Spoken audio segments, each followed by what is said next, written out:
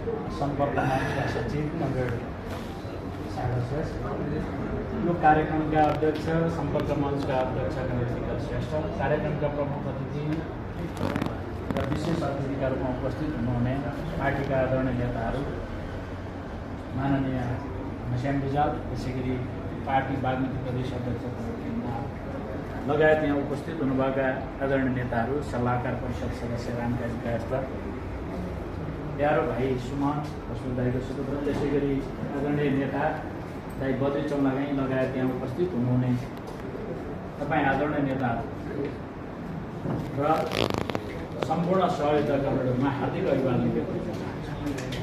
विशेषतः हामी पशुपति दाईको सम्झनामा, आदरणीय नेता पशुपति चौलागाईको सम्झनामा यहाँ उपस्थित भएका छौँ। भन्नुपर्ने धेरै कुराहरू छैनन्, किनभने पशुपति दाई एउटा आफैमा पुस्तक हो, खुला पुस्तक हो, जति पढ्दै गयो त्यति कम हुन्छ भन्ने मलाई लाग्छ। तर आजको परिवेशमा, आजको वाम आन्दोलनको परिवेशमा आज जे भइरहेको छ, आज जुन परिस्थिति निर्माण भएको छ र मुलुकभित्र जे खालका समस्याहरू देखिरहेका छन्, यो सबै हेरिरहँदा चाहिँ पशुपति चौलागाईको अभाव राजनीतिमा खड्किरहेको मलाई चाहिँ प्रतीत हुन्छ। मैले लामो समय पशुपति दाईसँग नजिक रहेर एउटा भाइको रूपमा वा एउटा कार्यकर्ताको रूपमा जे बुझ्ने मौका पाएँ, त्यसका हिसाबले हामीले पशुपति चौलागाईलाई निष्ठा, आदर्श र क्रियाशीलताका पर्याय भनेर मानिरहन्छौँ। वास्तवमा उहाँले हामीलाई दिने गरेको सन्देश पनि खास हुने गरेको कुरा पनि त्यति नै छ। तपाईँ निष्ठापूर्वक लाग्नुहुन्छ, कहाँ लाग्नुहुन्छ त्यो महत्त्वपूर्ण विषय हो, तर तपाईँको निष्ठा छ कि छैन भन्ने कुरा महत्त्वपूर्ण हो। त्यो निष्ठा विचारका प्रतिको निष्ठा थियो, विधानका प्रतिको निष्ठा थियो, विधिका प्रतिको निष्ठा थियो र आफ्नो आदर्शप्रतिको निष्ठा थियो।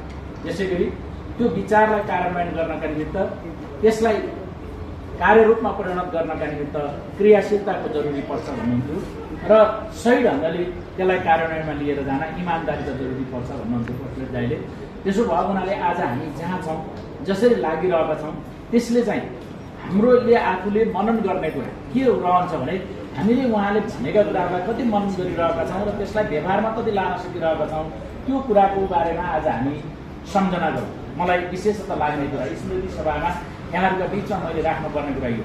अर्को चाहिँ राजनीतिमा दोलखामा त्यति दूरदर्शी नेता हुनुहुन्थ्यो पशुपति चौलागाई, निष्ठा, निरन्तरता, इमान्दारिता र क्रियाशीलताका त पर्याय हुनुहुन्थ्यो नै, तर राजनीतिकमा एउटा दूरदर्शी राजनेताका रूपमा उहाँले जे देख्नु भएको थियो, जे हुनुभएको थियो र उहाँमा जे त्याग र समर्पण थियो, त्यो कुराले मलाई अहिले पनि पशुपति दाईको अभाव मात्र होइन, पशुपति चौलागाई नेपाली राजनीतिको त्यो एउटा दूरदर्शी तारा हो भन्ने लागिरहन्छ।